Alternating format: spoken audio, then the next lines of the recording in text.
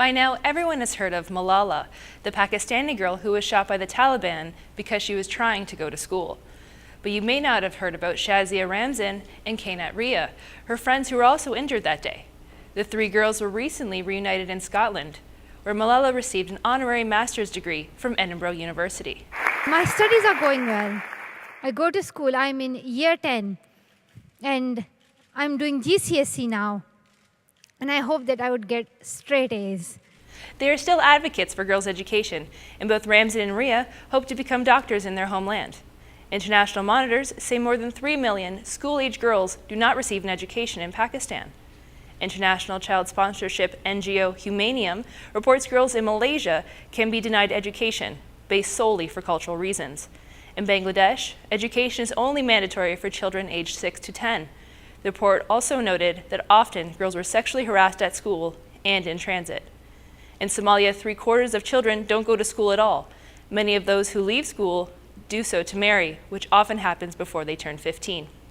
Maria Kang, the name may not be memorable, but her picture seems to be. Maria put this photo up on her Facebook last month, and she has been a topic of conversation in many households ever since. Some people seem to find her dedication a motivational tool, while others accuse her of fat shaming. But with the title of her photo saying, "What's your excuse?" this self-proclaimed writer and fitness blogger seems to have chosen her words carefully. She's received plenty of feedback, both positive and negative. Here's what the Twitterverse is saying.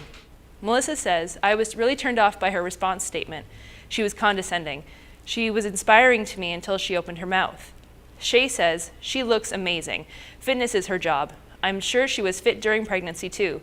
No excuses to not go to the gym when you work at one." Greg says, "For the record, I give Maria Kang 2 thumbs up. Anyone who can look that hot after having 3 kids in 3 years is okay in my book." Jack says, "Hot mom Maria Kang is a self-obsessed narcissist, and yes, there's a reason humility is an ethical virtue." Kang has given an apology of sorts, saying, "What I will say is this, what you interpret is not my fault, it's yours."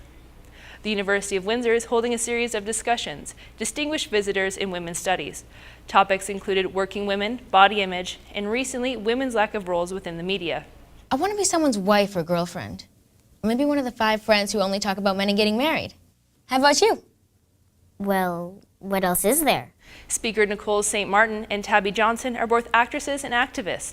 They've been telling audiences that the issue is discrimination, but not against just one gender. I want to give confidence to young women who will hopefully take that confidence and then give confidence to young men, because I am a firm believer, again, I will reiterate, that unless men are liberated, it's going to be really hard for us to be liberated. Because here's what I used to tell my students, we bleed 7 days and we don't die. That's how powerful we are. Just saying. All of these strong women are presenting topics women may encounter daily. They're using media as a tool to bring to light topics we may not normally discuss. This has been a short presentation on a few issues women face in our world today.